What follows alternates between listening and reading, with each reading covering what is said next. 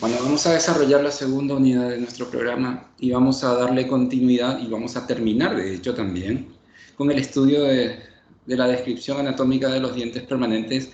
La unidad 1.2 habla de los molares inferiores. Ya conocimos en la clase pasada los superiores. Bueno, en este caso vamos a conocer a los molares inferiores, primero, segundo y tercero. Estos dientes tienen características totalmente diferentes, o por lo menos en gran medida con muchas diferencias anatómicas con respecto a los superiores. Así que lo que vamos a hacer en la clase de hoy es conocer a cada uno de ellos, el primero, el segundo, vamos a nombrar al tercero, así como hicimos con los superiores, y vamos a hacer, no estaría más hacer una conclusión acerca del estudio de los molares, comparando a estos inferiores que vamos a conocer hoy con los superiores que ya pudimos informarnos al respecto en la clase pasada.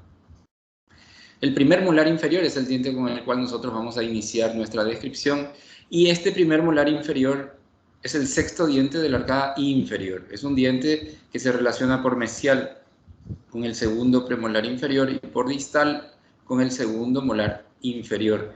El primer molar inferior es un diente que hasta aquí por lo menos es especial desde el punto de vista de la cantidad de lóbulos que presenta a nivel de la corona. Yo les había comentado que el número 4 es el número más común en lo que se refiere a número de lóbulos con respecto a los dientes en general, ¿verdad? La mayor parte de los dientes presentan coronas formadas a partir de 4 lóbulos de desarrollo, pero el primer molar inferior es un diente cuya corona se forma a partir de 5 lóbulos de desarrollo y lo hace en forma constante. En todos los casos, el primer molar inferior es un diente con 5 lóbulos. No es que puede presentar 4 o 5, no, es invariable y siempre va a tener 5 lóbulos de desarrollo a nivel de la corona. De estos 5 lóbulos, 3 de ellos son vestibulares o bucales y 2 son linguales. En ese sentido, el primer molar inferior es el único diente que presenta esa cantidad de lóbulos en forma constante. ¿Por qué? Porque ya conocimos a otro diente que podía tener 5 lóbulos, es el segundo premolar inferior. Pero ¿qué pasaba con ese segundo premolar inferior? Podía presentar 5 como podía presentar 4 lóbulos. Ahí está la variabilidad de ese diente. Este primer molar inferior es un diente que en todos los casos va a presentar 5 lóbulos de desarrollo a nivel de la corona. Es más, si ustedes están en presencia de un diente con 4 lóbulos, no vayan a pensar inmediatamente, tienen que descartar la posibilidad de que se trata de un primer molar inferior, porque este 5 siempre va a tener 5 lóbulos. Y como ya supimos en la clase pasada, a cada lóbulo le corresponde una cúspide, por lo tanto en la cara oclusal vamos a tener a 5 cúspides, 3 bucales y 2 linguales. Recuerden que en los molares cada lóbulo de la corona está coronado en oclusal por una cúspide. Entonces, la corona se forma a partir de 5 lóbulos, 3 vestibulares y 2 linguales. Por lo tanto, en la cara oclusal vamos a encontrar a 5 cúspides, 3 bucales y 2 linguales. Y es un diente que, así como lo observan en la imagen, y en eso se diferencia notablemente de los superiores, que presenta solamente 2 raíces en la porción radicular. Es un diente biradicular, presenta 2 raíces, no como los superiores que presentaban 3. Así que de entrada, ya desde un punto de vista de la introducción, ya entendemos que este es un diente diferente a los superiores y se van a dar cuenta realmente de que hay muchas diferencias entre los molares superiores y los molares inferiores. El primer molar inferior que nosotros vemos aquí en la imagen es un diente izquierdo, un primer molar inferior izquierdo. La imagen que ustedes ven es la imagen del texto de Figún. Estas son las caras libres, bucal, lingual, las caras proximales, mesial y distal, y la cara oclusal. En los dientes posteriores nosotros siempre empezamos la descripción por la cara oclusal, así que vamos a iniciar la descripción de este diente justamente por esa cara oclusal. Esta es la imagen del texto de Figún. Este es un primer molar inferior izquierdo, mesial está acá, distal está acá, pero vestibular está acá y es inferior. Aquí tenemos a un diente natural, izquierdo también. Este diente es el que nosotros utilizamos para poder darle a los estudiantes el dibujo para que entiendan un poco la anatomía en forma más didáctica que tiene la cara oclusal de los dientes posteriores. Izquierdo, izquierdo, izquierdo, y este Es un diente derecho, justamente para que ustedes vean cómo es el izquierdo, cómo es el derecho. La cara oclusal del primer molar inferior presenta un contorno de forma trapezoidal, la famosa forma que presenta la mayor parte de los dientes. Recuerden, yo les dije, desde el incisivo central superior les dije, recuerden el trapecio. El trapecio es una de las figuras más comunes que todos los dientes presentan en alguna de sus caras. Bueno, el primer molar inferior es un diente que tiene un contorno oclusal de forma trapezoidal con un marcado predominio del diámetro mesiodistal, porque en los molares inferiores esta va a ser la característica. Predomina en la cara oclusal el diámetro mesiodistal y predomina por mucho, porque hay un marcado predominio del diámetro mesiodistal sobre el buco lingual. Los límites de este contorno trapezoidal son el límite bucal, este es el límite mesial, este es el límite distal y este es el límite lingual. Esos son los 4 límites del contorno o de la cara oclusal. ¿Cómo son estos límites? Bueno, el límite bucal es convexo y en este caso es trilobulado porque presenta las ondulaciones de los 3 lóbulos bucales. Es convexo y trilobulado. La descripción del primer molar inferior en este límite bucal habla de que cada lóbulo hace su propia silueta, su propia ondulación. Pero básicamente el lóbulo mesial y el central están en un mismo plano, fíjense. Y el lóbulo distal, el que está hacia distal, es el que cae notablemente. En eso consiste, o a partir de ahí podemos establecer la convexidad de Mühlreuter, sobre todo por el desnivel de este lóbulo disto-bucal. Son 3, en este caso es un límite convexo, trilobulado, y donde se observa la convexidad de Mühlreuter por la caída que tiene el lóbulo que se encuentra hacia distal. Los límites proximales, tanto el mesial como el distal, convergen hacia lingual. Lo hacen de distintas formas. El límite mesial es ligeramente convexo y convergente hacia lingual. Ligeramente convexo y convergente hacia lingual. Pero el límite distal no solamente es más convexo, también es más corto y es más oblicuo. Este límite distal converge más que el mesial. Aquí se nota muy bien que el lado distal converge y se inclina más hacia el lingual que el mesial. Y esto se puede ver muy bien, por ejemplo, en este derecho. Este es el límite mesial y este es el límite distal que se nota más convergente. Los dos límites estrechan a la cara lingual, porque al converger hacia el lingual lo que hacen es estrechar a la cara lingual. Una vez más, el límite mesial es ligeramente convexo y convergente hacia el lingual, es mayor. Y el límite distal es marcadamente convexo, convergente hacia el lingual más que el mesial y es menor, porque el límite distal es más corto en sentido bucolingual que el mesial. El límite lingual es convexo y es bilobulado.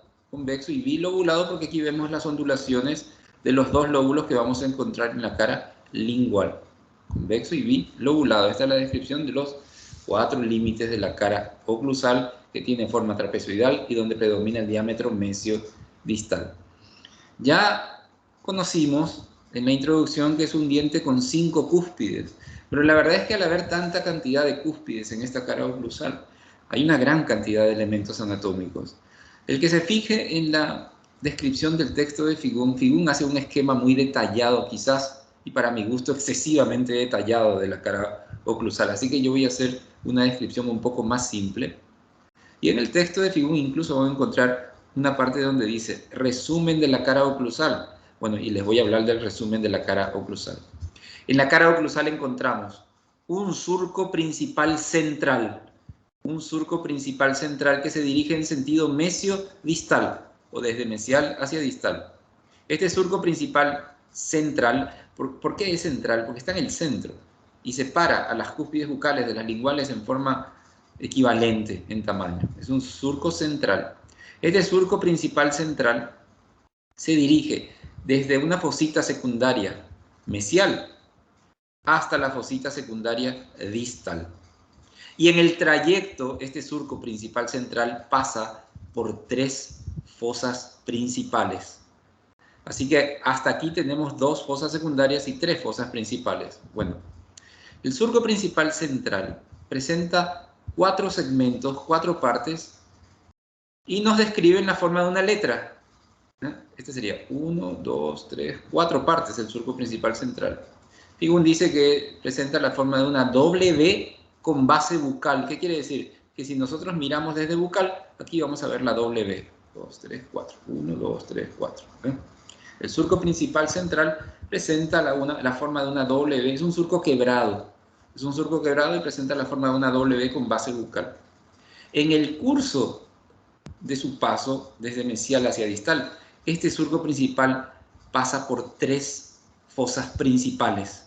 Y son fosas principales porque están ubicadas más o menos en el centro de la cara oclusal. ¿Cómo se denominan estas fosas principales? Esta es una, la fosa principal mesial. Recuerden que las fosas, tanto principales como secundarias, siempre van a llevar un nombre. En este caso, esta es la fosa principal mesial porque está hacia mesial. Esta es la fosa principal distal porque está hacia distal. La fosa principal mesial, la fosa principal distal. Y esta es la fosa principal lingual porque está hacia la cara lingual. Entonces, para completar, el surco principal central se dirige desde la fosa secundaria mesial a la fosa secundaria distal. Es un surco que tiene la forma de una W con base bucal y en el trayecto pasa por 3 fosas principales, la mesial, la distal y la lingual. Desde la fosa principal mesial nace un surco, o mejor dicho, en la fosa principal mesial se origina un surco que se dirige hacia la cara bucal. Es un surco principal. ¿Por qué es un surco principal? Porque nace en una fosa principal o se origina en una fosa principal. Este surco, que nace en la fosa mesial, va a separar a 2 de las cúspides bucales. A la que está hacia mesial de la que está en el centro. Bueno, este surco se llama surco mesio-ocluso bucal. Es el surco mesio-ocluso bucal. A ver por qué. Mesio porque está hacia mesial y de hecho nace en la fosa principal mesial. Ocluso porque está en la cara oclusal. Y bucal porque se dirige hacia la cara bucal. Este surco mesio-ocluso bucal tiene 3 nombres. Atraviesa el contorno de la cara oclusal y va a terminar en la cara bucal. Es recto en su origen, va a seguir siendo recto cuando pase a la cara bucal. Este es el surco mesio-ocluso bucal que nace en la fosa principal mesial. En la fosa principal distal nace también otro surco que se dirige hacia bucal. Este surco que se dirige hacia bucal separa a la cúspide que está en el centro de la que está hacia distal en la cara bucal. Este surco principal, porque nace en una fosa principal, se dirige hacia la cara bucal y se denomina o se llama surco disto-ocluso bucal. Tiene 3 nombres. Disto-ocluso bucal. Disto porque está hacia distal, ocluso porque está en la cara oclusal y bucal porque se dirige hacia la cara bucal. Este surco disto-ocluso bucal atraviesa el contorno de la cara oclusal y va a terminar en la cara bucal. Es inclinado, es oblicuo hacia distal. Por eso cuando lo veamos en la cara bucal se van a dar cuenta que sigue siendo oblicuo hacia distal. En esta imagen, esta es la fosa principal mesial y este es el surco mesio-ocluso bucal. Esta es la fosa principal distal y este es el surco disto-ocluso bucal. Bueno, ya tenemos el surco que nace en la fosa principal mesial, el surco que nace en la fosa principal distal, y desde la fosa principal lingual, porque esta es la fosa principal lingual, también nace un surco. Un surco que se dirige hacia lingual, pero como es uno solo, porque hay solamente un surco que se dirige hacia la cara lingual, este surco principal se va a denominar surco ocluso lingual. Este es el surco ocluso lingual, que es el surco que va a separar a las 2 cúspides linguales. El surco ocluso lingual atraviesa el contorno de la cara oclusal y va a terminar en la cara lingual. Aquí está. Este es el surco ocluso lingual. A ver, son 3 fosas principales: mesial, distal, central. Desde la fosa principal mesial y desde la fosa principal distal nacen 2 surcos que se dirigen hacia bucal. ¿Por qué estos surcos tienen 3 nombres? ¿Y por qué este surco tiene solamente 2 nombres? Es muy simple. Como son 2 bucales, yo necesito diferenciar a este de este. Yo no le puedo llamar surco simplemente bucal,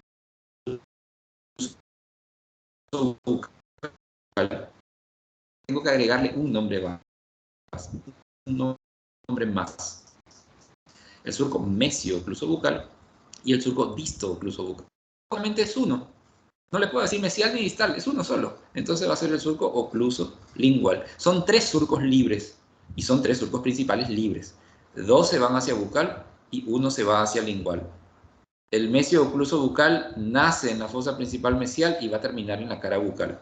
El surco, desde la fosa principal distal, nace el surco disto-ocluso bucal, que se origina en la fosa principal distal y va a terminar en la cara bucal. Y desde la fosa principal lingual nace el surco ocluso lingual, que separa las dos cúspides linguales y va a terminar en la cara lingual, nace en la fosa principal lingual. Estos son los surcos libres que separan a las 5 cúspides, a las bucales y a las linguales.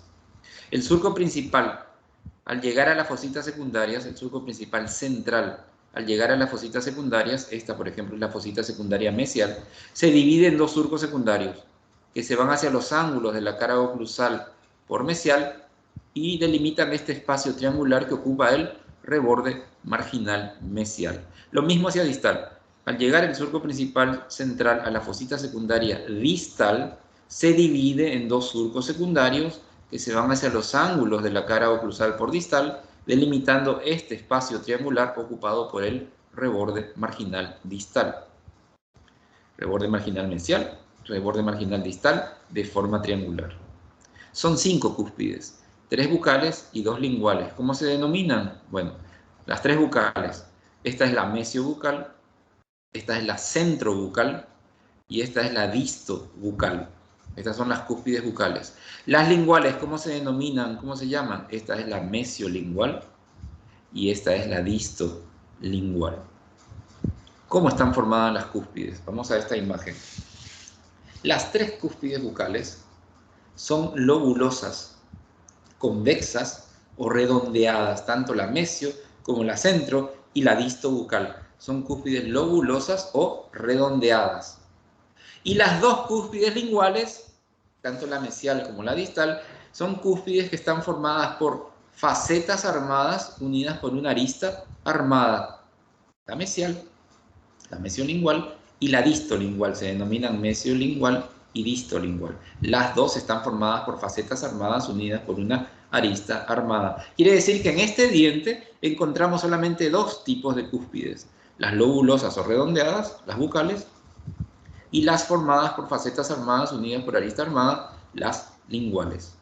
En el tamaño cuspídeo, y atiendan bien aquí, las cúspides linguales siempre son mayores que las bucales. La mayor cúspide de todas, la más grande, es la mesiolingual. Esta es la mayor. Le sigue la distolingual y después están las bucales. La mesiobucal, la centrobucal y la más pequeña de todas es la distobucal. Ese es el tamaño cuspídeo de mayor a menor, en forma decreciente. La mesiolingual, le sigue la distolingual, después la mesiobucal, la centrobucal y la distobucal. O mesio, centro y disto vestibular también si quieren. Bueno, y estos son los elementos anatómicos de la cara oclusal.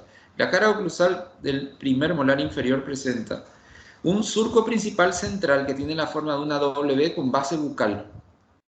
Tiene 4 partes, es quebrado y tiene 4 partes porque justamente por eso es que toma la forma de esta W con base bucal. Y eso tienen que referirse siempre porque es mirando desde bucal que vemos la W. Hay 3 surcos principales libres. 1, 2, 3. Este es el surco mesio-ocluso bucal. Este es el surco disto-ocluso bucal y este es el surco ocluso lingual. ¿Por qué libres? Porque se dirigen hacia las caras libres. 2 se dirigen hacia bucal y 1 se dirige hacia lingual. Hay 3 fosas principales justamente desde donde se originan estos 3 surcos principales libres. Esta es la fosa mesial, esta es la fosa distal y esta es la fosa lingual. Y recuerden que las fosas tienen un solo nombre. Hay 2 fosas secundarias, la mesial y la distal. En total van a ser 5 fosas, 2 secundarias y 3 principales. Hay 4 surcos secundarios. Este es uno, este es otro, este es uno, este es otro. Son 2 hacia mesial, 2 hacia distal. No quiero confundirles, pero la verdad es que cada surco secundario también podríamos nominarlo. Este, por ejemplo, sería el surco mesio-ocluso bucal. Igual que este, que también se llama mesio-ocluso bucal. ¿Cuál es la diferencia? De que este es principal y este es secundario, porque nacen en una fosa secundaria. En fin, son 4 surcos secundarios, 2 hacia mesial, 2 hacia distal.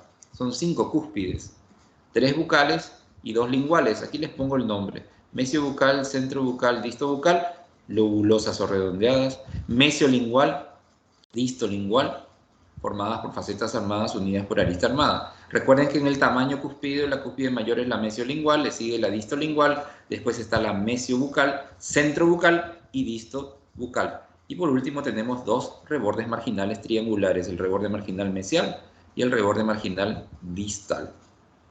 A ver, los surcos principales, y esto es ya pregunta de razonamiento. El surco mesio-ocluso bucal, ¿qué cúspide separa? Separa a la cúspide mesiobucal de la centrobucal. El surco disto-ocluso bucal, que está aquí, ¿qué cúspide separa? Separa a la cúspide centrobucal de la distobucal. Y el surco ocluso lingual, ¿qué cúspide separa? Separa a las 2 cúspides linguales, la mesiolingual de la distolingual. Aquí se ven, este es un derecho, aquí se ven las 3 fosas principales, mesial, lingual, distal, los 3 surcos libres, mesio-ocluso bucal, disto-ocluso bucal, ocluso lingual, el surco principal con su forma quebrada de una W con base bucal, y acá están los rebordes marginales, las fositas secundarias, en fin, las 3 cúspides bucales, las 2 cúspides linguales. Es decir, que es un diente que al tener 5 cúspides, evidentemente que tiene muchos elementos anatómicos. De hecho, es el único diente que presenta 3 fosas principales en su cara oclusal. Si entendimos bien la descripción de esta cara oclusal, bueno, va a ser más fácil entender el resto de las caras. Pasamos a la cara bucal. Aquí les muestro la cara bucal de un diente izquierdo y esta es la de un diente derecho.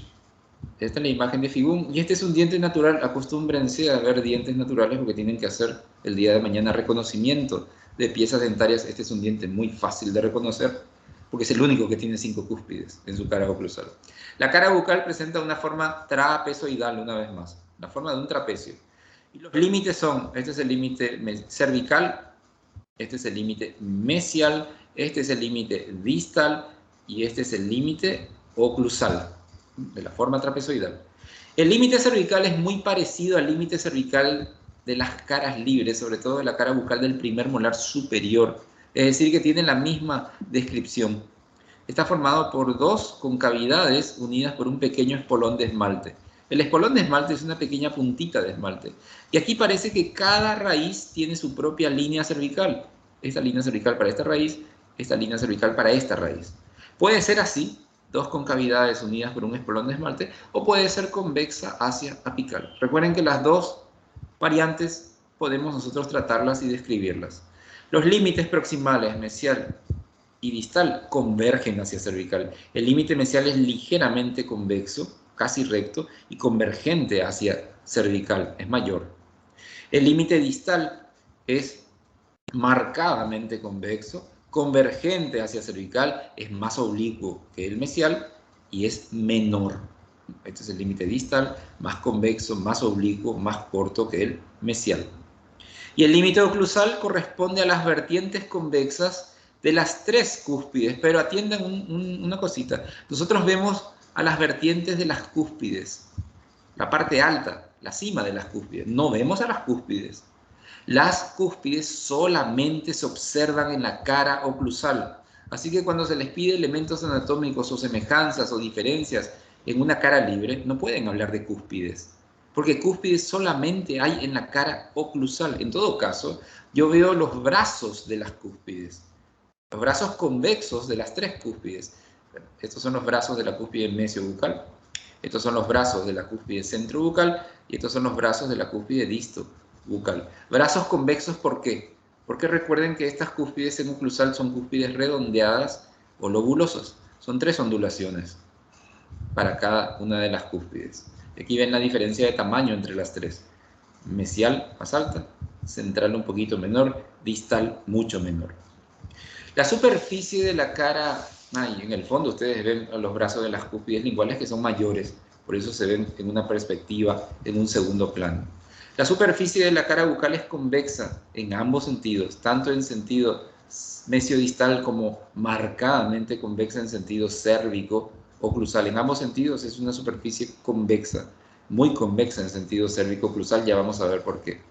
Los elementos anatómicos de esta cara bucal son la convexidad de Mülreiter, dada sobre todo por el hecho de que es el lóbulo disto bucal el que cae en forma notoria, por eso se nota la convexidad de Mülreiter. Eso hay que verlo desde oclusal únicamente para entenderlo.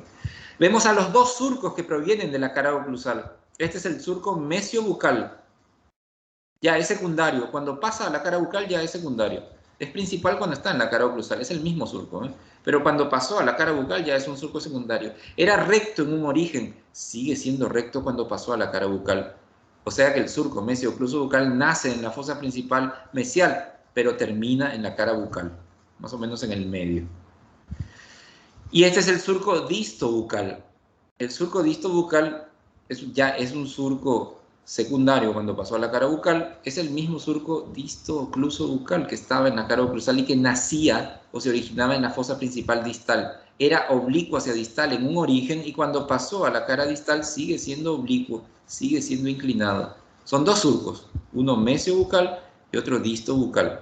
Estos surcos separan a los tres lóbulos que forman la cara vestibular: el lóbulo mesiobucal, el más ancho, el lóbulo centrobucal, el mediano, y el lóbulo distobucal, el más pequeño, el más estrecho. Entonces, ¿qué elementos anatómicos hay en la cara bucal? La convexidad de Mülreiter, los dos surcos libres, mesiobucal y distobucal, y los tres lóbulos bucales, mesio, centro y distobucal. Aquí se ven muy bien, ¿eh? Estos son los tres lóbulos. Este es el surco mesio-ocluso bucal, este es el surco disto-ocluso bucal. Pueden omitir el ocluso. ¿Por qué? Porque ya no están más en oclusal, están en todo caso en la cara bucal. Por eso yo les puse dos nombres nomás acá: mesiobucal, recto; distobucal, oblicuo. Bueno, son los surcos que nacían en las fosas principales de la cara oclusal. Le damos vuelta al diente y vemos a la cara lingual, que va a tener la misma forma y los mismos límites que la cara bucal. Esta es la cara lingual y esta es la cara lingual. Esta es la imagen de Figún, digo bien, y esta es la cara lingual de un diente natural para que vean la diferencia que hay con la cara vestibular o bucal. La forma es trapezoidal, siempre tiene forma trapezoidal, pero esta cara es más estrecha que la bucal, porque recuerden que las caras proximales vienen convergiendo hacia lingual. Los límites, el límite cervical está formado por dos concavidades unidas por un pequeño espolón de esmalte. Esta es una variante, aquí se ve más o menos, esta es una concavidad, esta es otra concavidad, este es el pequeño espolón de esmalte, o puede ser convexa hacia apical. Cualquiera de las dos variantes ustedes pueden tomar y pueden describir, pueden utilizar. Los límites proximales, tanto el mesial como el distal, convergen hacia cervical. El mesial es ligeramente convexo, casi recto. El distal es más convexo, más oblicuo y más corto, convergente hacia cervical. Y el límite oclusal, ustedes se dan cuenta aquí, está formado por las vertientes más marcadas, los brazos más nítidos de las dos cúspides linguales. Estos brazos ustedes se dan cuenta que son más puntiagudos, más agudos de hecho. ¿Por qué? Porque recuerden que en la cara oclusal las cúspides linguales son las que están formadas por facetas armadas unidas por arista armada. Por eso los brazos son más agudos. Estos son los brazos de la cúspide, estos son los brazos de la otra cúspide. En este caso, brazos de la cúspide mesiolingual, brazos de la cúspide distolingual. La superficie de la cara lingual es convexa en ambos sentidos, mesiodistalmente y cérvico-oclusalmente. Es una superficie convexa en ambos sentidos. ¿Qué elementos anatómicos hay en la cara lingual? Bueno, encontramos al surco que proviene de la cara oclusal. Este es el surco ocluso lingual que tiene su nacimiento o su origen en la fosa principal lingual de la cara oclusal y que atravesó la cara oclusal y vino a terminar acá, en la cara lingual. Aquí está, este es el surco ocluso lingual. Y están los dos lóbulos linguales, el mesiolingual y el distolingual. Tendría que ser más ancho el mesiolingual que el distolingual, a pesar de que la imagen por ahí no se ve bien porque esta es una perspectiva, pero el lóbulo más ancho es el mesiolingual y después está el distolingual. ¿Qué elementos anatómicos hay en la cara lingual? El surco ocluso lingual y los dos lóbulos linguales, mesio y distolingual. Aquí tienen a las caras libres, tomando en cuenta el dibujo, las cuales estoy confrontando para poder ubicar al mayor diámetro mesiodistal. El mayor diámetro mesiodistal se ubica aquí en la unión de los tercios oclusal y medio. En la unión de los tercios oclusal y medio. La cara bucal con sus dos surcos, la cara lingual con su único surco. Bueno, pasamos a las caras proximales. Iniciamos con la cara mesial. La cara mesial presenta, ojalá recuerden, la misma forma geométrica que las caras proximales de los premolares inferiores. Y se les tiene que llamar la atención esto, lo que hace la cara vestibular y lo que se nota en la corona. Parece que la corona se acuesta hacia el lingual, porque esa es una característica no solamente de los premolares inferiores, sino también de los molares inferiores. Por lo tanto, la forma geométrica que vemos aquí es la forma de un rombo. Y tenemos a la cara mesial de un diente natural. Y la forma que tienen las caras proximales es la forma romboidal. Recuerden que las caras proximales de los premolares inferiores también tenían esta forma romboidal. Bueno, la cara mesial presenta forma romboidal. ¿Por qué la forma romboidal? Por el límite bucal que se va a inclinar notablemente hacia oclusal y lingual. Pero vamos por partes. Los límites son cervical, bucal, lingual y oclusal. El límite cervical es cóncavo hacia apical. Cóncavo hacia apical. No es mucho o no es muy marcada porque esta línea cervical se va atenuando a medida que van pasando los dientes. Quiere decir que ya no es tan cóncava como eran los dientes anteriores, pero sigue siendo cóncava hacia apical. El límite bucal es convexo en sentido cérvico-oclusal y se inclina notablemente hacia oclusal y lingual. Esto es lo que hace que la corona prácticamente tenga forma romboidal y se incline, se acueste hacia la cara lingual. ¿Por qué este límite bucal es así? Esto es por la oclusión, porque en la mordida normal los dientes superiores ocluyen por fuera de los inferiores. Y este diente, cuando se interpone oclusalmente con su antagonista, el superior lo hace por fuera y el inferior lo hace por dentro. Y para que haya un correcto engranaje, por eso la anatomía de los dientes inferiores es así. La cara bucal se inclina notablemente hacia oclusal y lingual. El límite lingual, sin embargo, es ligeramente convexo y es mayor, convexo en sentido cérvico-oclusal, es mayor el lingual que el bucal. Y el límite oclusal, que corresponde a la arista, la parte alta del reborde marginal mesial. Esto está en un primer plano, lo más cerquita, y en el fondo observamos una vista lateral de las dos cúspides mesiales, la mesiobucal y la mesiolingual. Desde proximal es muy fácil saber en un diente dónde está bucal, si es un molar inferior por lo menos, cuál es bucal y cuál es lingual.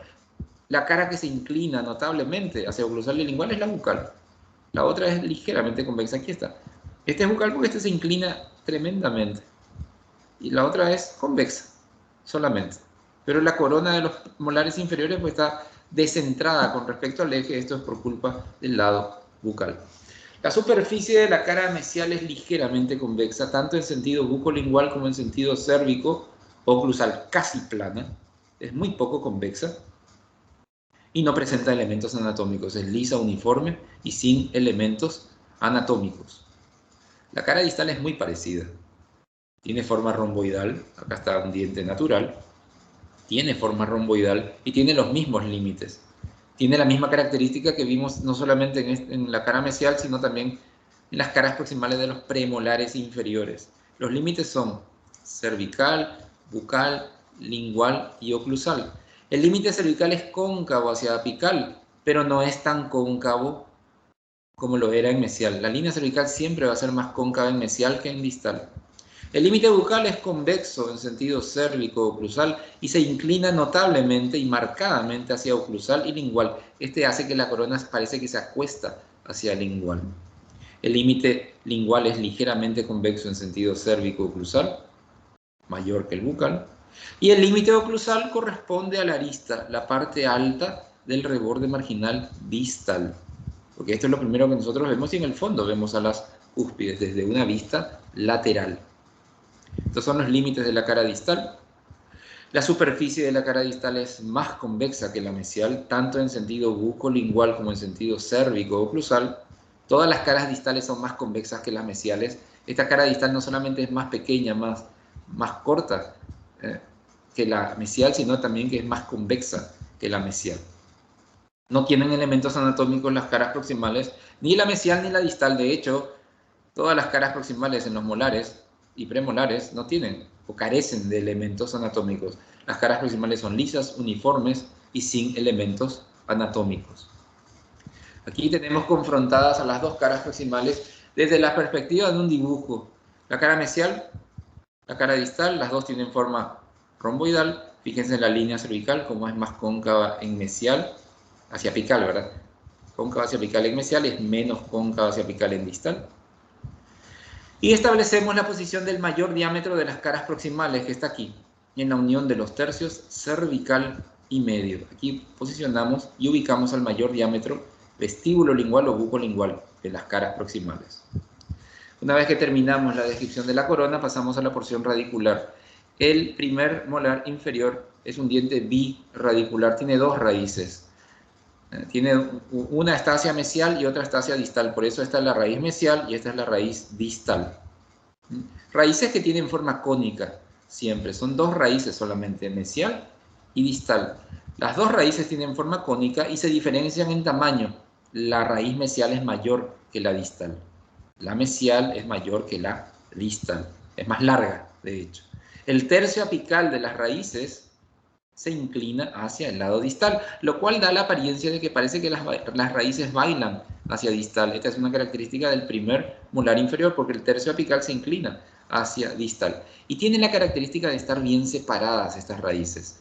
Están bien separaditas las dos raíces, la mesial de la distal. ¿Por qué les digo esto? Porque en el siguiente diente se van a dar cuenta que las raíces se van uniendo un poco más. Esta es la característica de la porción radicular del primer molar inferior. Segundo molar inferior. Es el séptimo diente de la arcada dentaria inferior a partir de la línea media. Es un diente que por mesial se relaciona con el que acabamos de estudiar, con el primero. Y por distal se tendría que relacionar con el tercer molar inferior. ¿Por qué digo que se tendría? Porque en las generaciones actuales el tercer molar inferior prácticamente que ya ni aparece en la cavidad bucal. ¿Por qué? Porque es un diente que, como los dientes inferiores, ustedes se dan cuenta, predominan marcadamente en sentido mesiodistal, ya ocupan mucho espacio. Si dos de los molares ocupan mucho espacio, imagínense un tercero. Por eso casi que este tercer molar prácticamente no erupciona más. Y no es solo eso, sino que se queda enquistado en los maxilares. Y lo más probable es que se quede ahí. Si es que no ocasiona ningún problema, se lo deja ahí. Si ocasiona algún problema, hay que recurrir a una cirugía para extraerlo. Bueno, el segundo molar inferior es un diente de menor tamaño que el primero. Es un diente de menor tamaño. La serie de tamaño de los molares inferiores también es decreciente, al igual que los superiores. ¿Qué quiere decir? Que el primero es más grande, le sigue el segundo, y el tercero a su vez va a ser más chico. Serie de tamaño decreciente. Es de menor tamaño que el primer molar. Pero hay una marcada diferencia en este segundo molar con respecto al primer molar. ¿Y cuál es? La ausencia de una de las cúspides bucales. Por lo tanto, de uno de los lóbulos bucales. Porque el primer molar inferior tenía 5 lóbulos y 5 cúspides, y el segundo molar inferior tiene solamente 4 lóbulos, 2 bucales y 2 linguales, y por lo tanto 4 cúspides, 2 bucales y 2 linguales. Y no es poca cosa, y no es un detalle menor una cúspide menos. Porque al tener una cúspide menos, hay una diferencia muy marcada de elementos anatómicos que vamos a encontrar en la cara oclusal sobre todo, y en la cara bucal evidentemente, ¿verdad? Pero es muy fácil. El primero tiene 5 lóbulos, el segundo tiene 4 lóbulos. El primero tiene 5 cúspides en la cara oclusal, el segundo tiene solamente 4 cúspides. También es un diente biradicular, presenta 2 raíces, pero ustedes si comparan las raíces del segundo con las del primero, aquí ya se van fusionando más, se van juntando entre sí las raíces. Es un diente natural, un segundo molar inferior en características de un diente real, con sus 4 cúspides en la cara oclusal, la imagen del texto de Figún, de un segundo molar inferior izquierdo, caras libres, caras proximales, cara oclusal, y la mayor cantidad de diferencias están en la cara oclusal. Por eso lo que voy a hacer es describir la cara oclusal y podremos establecer después las diferencias con respecto al primero. La cara oclusal del segundo molar inferior presenta una forma rectangular, ya no es más trapezoidal como la del primero, este es un rectángulo. ¿Por qué es de forma rectangular? Porque hay muy poca convergencia de las caras proximales hacia el lingual, dando la forma, justamente la de la del fondo justo de mi diapositiva, la forma de un rectángulo, con predominio del diámetro mesiodistal, porque en los 2 molares inferiores, de hecho en los 3 molares inferiores, predomina marcadamente el diámetro mesiodistal. Tiene una forma rectangular con predominio del diámetro mesiodistal. Los límites son el límite bucal, el límite mesial, el límite distal y el límite lingual. El límite bucal es convexo y bilobulado. Bi con B larga, bilobulado. Donde se observa muy bien a la convexidad de Mullrayter. Es convexo y bilobulado. El límite mesial, ligeramente convexo, muy poco convergente hacia el lingual. No converge tanto. El límite distal, un poco más convexo, poco convergente hacia lingual. De hecho, las 2 caras proximales, los 2 límites proximales tienen muy poca convergencia hacia el lingual, por eso el contorno tiene forma rectangular, la de un rectángulo. Y el límite lingual es convexo y bilobulado también, porque recuerden que hay 2 lóbulos por bucal y 2 lóbulos por lingual. El límite lingual es convexo y bilobulado. En la cara oclusal, ¿qué elementos anatómicos encontramos? Bueno, encontramos a un surco principal, central, pero que ya no es quebrado. Ya no tiene las 4 partes que tenía el primer molar inferior. Este surco es recto. Es un surco principal central, porque está equidistante de bucal y de lingual, pero es recto. Y se dirige desde la fosa secundaria mesial hacia la fosa secundaria distal. Y en el trayecto de una fosa secundaria a la otra fosa secundaria, en el trayecto recto, pasa por una fosa principal. Es solamente una fosa principal la que tiene este segundo molar inferior. Desde esta fosa principal, y esta fosa principal, el texto de Figundo menciona un nombre. La verdad es que no le podemos llamar central porque no está precisamente en el centro. No le podemos llamar distal porque no está tampoco muy hacia distal. Se le llama simplemente fosa principal, es una sola. Y desde la fosa principal nacen 2 surcos. Uno se dirige hacia bucal y otro se dirige hacia lingual. El surco que se dirige hacia bucal es el surco ocluso bucal. Es un surco principal que nace en la fosa principal, atraviesa el contorno de la cara oclusal y va a terminar en la cara bucal. Este surco principal, ocluso bucal, separa a las 2 cúspides bucales entre sí. Y el otro surco que nace en la fosa principal distal es este que se dirige hacia lingual. Es el surco ocluso lingual, un surco principal también, que atraviesa el contorno de la cara oclusal y va a terminar en la cara lingual, recto. Tanto como el ocluso bucal como el ocluso lingual son surcos rectos. Y este surco ocluso lingual separa a las 2 cúspides linguales entre sí. Figún dice que el surco principal central junto con los surcos libres le dan a la cara oclusal la forma de una cruz. Cierto. Pero vamos a establecer criterios. El surco principal central es recto. Esa es la forma que nosotros vamos a tomar. El surco ocluso bucal también es recto. El surco ocluso lingual también es recto. Serían surcos perpendiculares al surco principal central. Son 4 cúspides, 2 bucales y 2 linguales. Las 2 bucales se denominan la mesiobucal y la distobucal. Las 2 linguales se llaman mesiolingual y distolingual. Las cúspides están formadas de la misma manera que en el primer molar inferior, es decir, las 2 cúspides bucales son lobulosas, redondeadas o convexas, y las 2 cúspides linguales están formadas por facetas armadas unidas por una arista armada. Desde las fositas secundarias, tanto desde la mesial como de la distal, nacen los surcos secundarios que se van hacia los ángulos de la cara oclusal, tanto por mesial como por distal, delimitando estos 2 espacios triangulares que están ocupados por los rebordes marginales, el reborde marginal mesial y el reborde marginal distal. En el tamaño cúspide, recuerden que en los molares inferiores, las cúspides más altas son las linguales, son las mayores. La mayor de todas es la mesiolingual. Le sigue la distolingual. Y después están las bucales. Después está la mesiobucal y la más pequeña va a ser la distobucal. Mesiolingual, distolingual, mesiobucal, distobucal. Ese es el orden de tamaño cúspideo. Entonces, haciendo un recuento, ¿qué elementos anatómicos encontramos en la cara oclusal del segundo molar inferior? Un surco principal central recto. El del primer molar inferior tenía la forma de una W. 2 surcos principales libres, un surco ocluso bucal y un surco ocluso lingual.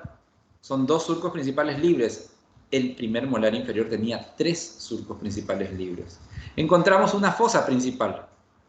Solamente una fosa principal. El primer molar inferior tenía 3 fosas principales. Encontramos 2 fosas secundarias, en eso sí se parece al primero, una mesial y otra distal. Encontramos 4 surcos secundarios, también en eso se parece al primero, 2 hacia mesial, 2 hacia distal.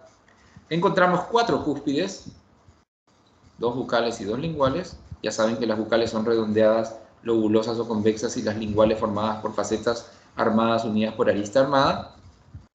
Y encontramos a los 2 rebordes marginales, mesial y distal.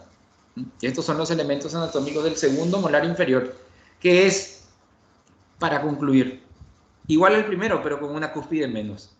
Ese igual al primero ya es luego entrar en complicaciones, porque no es igual.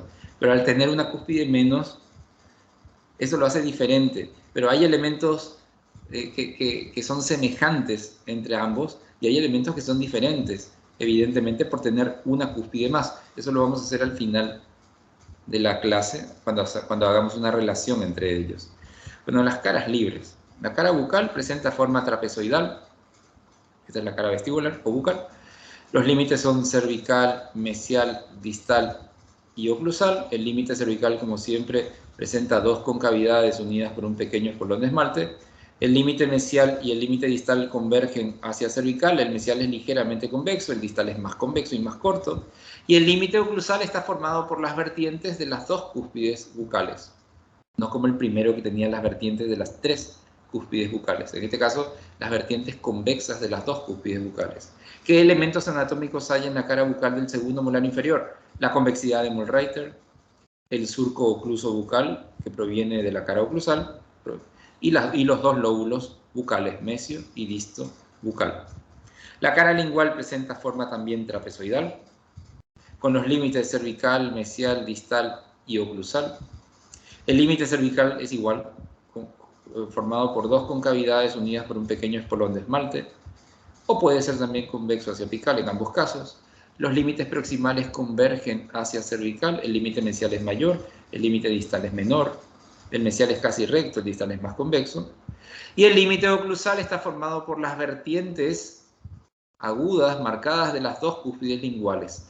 Esta cara lingual del segundo molar inferior es exactamente igual a la cara lingual del primer molar inferior, con la diferencia de tamaño, que el primero es más grande y el segundo es más chico. En las caras libres ubicamos al mayor diámetro, los elementos anatómicos de esta cara lingual son el surco ocluso lingual y los 2 lóbulos linguales, mesio y disto lingual. El mayor diámetro de las caras libres está en la unión de los tercios oclusal y medio. Hay muchos que en las tareas se olvidan poner ese i. Ustedes tienen que hablar de unión de los tercios tal y tal. En este caso, unión de los tercios oclusal y medio.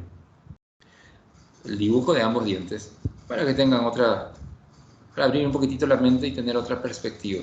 Las caras proximales tienen forma romboidal. La mesial tiene forma romboidal. Los límites son cervical, bucal, lingual y oclusal. Esa forma romboidal ustedes ya saben por qué es. La corona está descentrada con respecto al eje y en gran medida por culpa de la cara bucal, que es la que se inclina notablemente hacia oclusal y lingual. El límite cervical, bucal, lingual y oclusal forman parte de los límites de la cara mesial del segundo molar inferior. El límite cervical es cóncavo hacia apical. El límite bucal es convexo en sentido cérvico-oclusal y marcadamente inclinado hacia oclusal y lingual. El límite lingual, sin embargo, es ligeramente convexo en sentido cérvico-oclusal. Y el límite oclusal corresponde a la arista del reborde marginal mesial. Es una superficie lisa, uniforme y sin elementos anatómicos. La cara distal presenta también forma romboidal. Los límites son cervical, bucal, lingual y oclusal.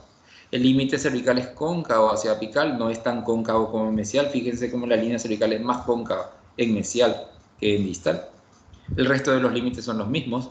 Bucal, convexo y notablemente inclinado hacia oclusal y lingual, se acuesta, parece la corona, hacia lingual.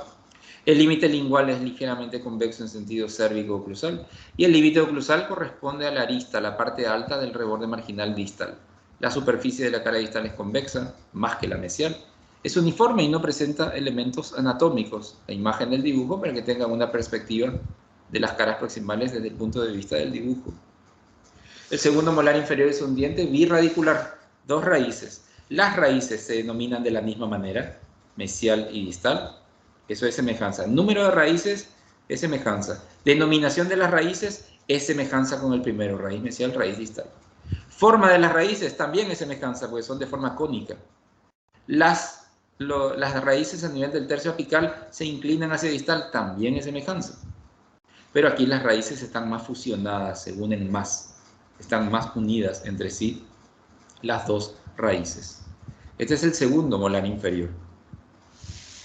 Y el tercer molar inferior, la muela de juicio, el tercer molar inferior, este es uno de los dientes, y este en particular, que más problemas trae, porque como es un diente irregular, pero que en la cara oclusal y que en la anatomía predomina el diámetro mesiodistal, es un diente ancho mesiodistalmente, y hoy en día ya no tiene espacio para erupcionar.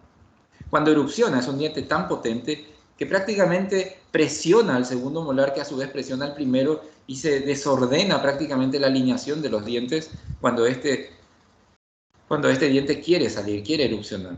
Por eso cuando no encuentra el espacio, sencillamente se queda enquistado en los maxilares, se queda atrapado en los maxilares inferiores, o intenta hacerlo hacia bucal, o intenta erupcionar hacia lingual. Por eso es tan problemático este diente. Aparte de que está cerca de uno de los nervios más importantes en el maxilar inferior, que es el nervio dentario inferior, generalmente produce una neuralgia justamente de ese diente. ¿Por qué? Porque se inflama el diente o porque sencillamente la zona es muy inervada y produce un dolor característico de la erupción del tercer molar inferior. Es un diente irregular. Este es el clásico molar en torta. Aparecen una gran cantidad de microsurcos. La teoría dice que puede presentar 4 o 5 lóbulos. La verdad que es tan irregular que no se ve en la identificación de cada lóbulo. La porción radicular también está prácticamente fusionada en un solo bloque radicular. Es un diente irregular, tanto a nivel de la corona como a nivel de la raíz, por eso sencillamente lo mencionamos. Lo que sí es válido es saber que es de menor tamaño que el segundo, por eso la serie de tamaño de los molares inferiores es decreciente. De los molares inferiores nosotros vamos a estudiar al primero y al segundo. Y uno dice, ¿cómo teniendo el primero 5 cúspides y el segundo solamente 4 cúspides, cómo le voy a encontrar semejanzas? La verdad es que siempre yo suelo decir, hay más semejanzas que diferencias. Y yo les suelo tirar algunas semejanzas. La verdad es que ustedes deberían buscar semejanzas cara por cara. En cualquiera de las caras van a encontrar semejanzas si comparan a uno con el otro. Por eso en las evaluaciones yo suelo tomar como preguntas semejanzas anatómicas y diferencias anatómicas. ¿Cuáles son algunas semejanzas? Solamente por citar algunas. En las dos caras oclusales predomina el diámetro mesiodistal. Esa es una característica de los molares inferiores. Las cúspides están formadas de la misma manera, porque en el primero y en el segundo, las cúspides linguales son las que están formadas por facetas armadas, unidas por arista armada, y las cúspides bucales son las lobulosas o redondeadas. Las caras libres tienen forma trapezoidal en el primero y en el segundo, y las proximales tienen forma romboidal en el primero y en el segundo. Ambos dientes son birradiculares, una raíz mesial y una raíz distal en ambos casos. Y estas son algunas semejanzas, pero hay más. Imagínense, los dos tienen 2 fosas secundarias, mesial y distal. Los dos tienen 4 surcos secundarios. Los dos tienen 2 rebordes marginales, mesial y distal. En los dos casos los rebordes marginales tienen forma triangular. En fin, y hay más.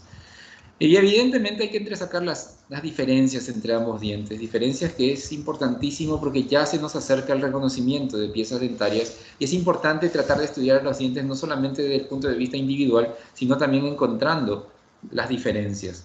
En este diente sí que hay diferencias y es muy fácil saber cuándo es primero y cuándo es segundo, porque el primero tiene 5 cúspides y el segundo tiene solamente 4 cúspides. ¿En dónde están las diferencias anatómicas? El primero el tamaño, lo más grande, ¿verdad? El tamaño, el primero es más grande, el segundo es más pequeño, de menor tamaño, la serie de tamaños decreciente.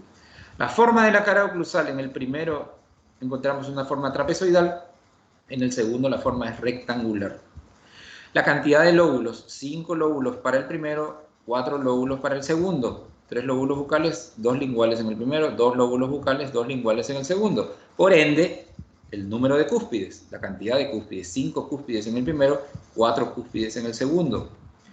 La forma del surco principal central, la forma de una W con base bucal en el primero, recto en el segundo. Esta es la imagen del texto de Woelfel, en donde en medio aparece un surco con algunos diseños, pero suele ser recto este surco.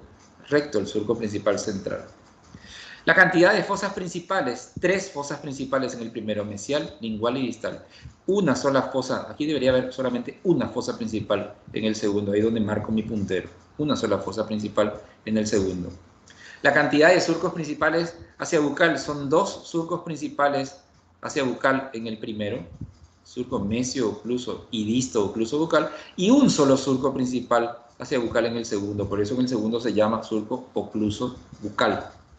Las raíces en el primero están bien separadas, en el segundo ya se fusionan un poquitito más. Por eso es fácil saber al mirar las raíces cuándo es primero y cuándo es segundo. Pero honestamente, una cúspide más es un elemento demasiado grande para poder establecer cuándo es un primer molar y cuándo es un segundo molar inferior. Y como ya estudiamos a los molares superiores en la clase pasada, y esto una vez más para poder entrar ya de aquí a poco tiempo en el terreno del reconocimiento de piezas dentarias, podemos establecer diferencias entre molares superiores y los que estudiamos en la clase de hoy, los inferiores. Por eso les pongo aquí imágenes de los molares superiores primero y segundo, de sus caras libres también, imágenes de los molares inferiores que acabamos de estudiar hoy, primero y segundo, también de las caras libres. ¿Y en qué se diferencian? No podemos hablar de tamaño, mucho ojo, porque podemos relacionar el tamaño entre dientes de un mismo arco, pero no entre dientes de arcos diferentes. Así que no podemos hablar de que los superiores son más grandes que los inferiores y viceversa, pero sí podemos establecer otras diferencias. Por ejemplo, el diámetro que predomina en la cara oclusal, en los superiores predomina el diámetro buco-palatino, en los inferiores predomina marcadamente el mesio distal en la cara oclusal. Las cúspides bucales en los superiores estaban formadas por facetas armadas unidas por arista armada. En cambio, en los inferiores las cúspides bucales son lobulosas o redondeadas. Mucho ojo con esta cuestión, porque las que estaban formadas por facetas, en este caso las bucales que tenían las cúspides en los superiores, que tenían las cúspides formadas por facetas armadas, pasan a ser las linguales de los inferiores, las que están formadas por facetas armadas unidas por arista armada. Las caras proximales en los superiores tienen forma trapezoidal, en los inferiores tienen forma romboidal, porque acuérdense que el lado bucal se inclina notablemente hacia oclusal y lingual, dándole este aspecto romboidal a los inferiores en sus caras proximales. La inclinación de la cara bucal hacia oclusal en los inferiores, porque si ustedes ven esta línea de puntos aquí, es todo recto, pero aquí se inclina. Esto es porque la corona se acuesta, se inclina hacia oclusal y lingual. Por eso se dice que la corona está centrada en los molares superiores y está descentrada en los molares inferiores. Por eso dice inclinación de la cara bucal hacia oclusal en los inferiores. Y la diferencia más grande, no solamente pasando por la corona, sino también en la porción radicular, porque no es poca cosa.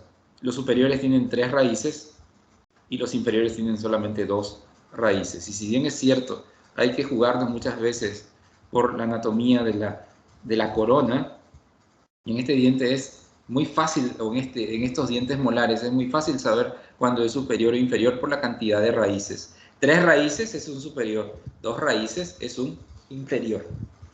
Bueno, y estas son algunas diferencias, hay más, eso ya les voy a dejar a ustedes como tarea para que vayan estableciendo semejanzas y diferencias entre los molares superiores y los inferiores. Y con esta unidad damos por concluido el estudio de los molares inferiores en la unidad 1.2 y los superiores en la unidad 1.1. La mayor parte de la información está en el texto de Figún. Algunas cosas voy yo solo me echar de distintos textos. En algunos casos, la mayor parte de la información, si bien es cierto, está de Figún, hay cuestiones que yo suelo hablar en lo que se refiere al razonamiento de la anatomía dentaria. Yo suelo explicar, por ejemplo, por qué el primer molar superior tenía forma romboidal. Eso no lo explica Figún. Yo se los expliqué para que puedan entender. Y también por qué en los molares inferiores las caras proximales tienen forma romboidal. Eso no dice Figún por qué. Y yo les explico, es por la cara bucal. Es para que puedan entender un poquitito la anatomía de nuestros dientes. Bueno, esta fue la unidad 1.2 de nuestro programa.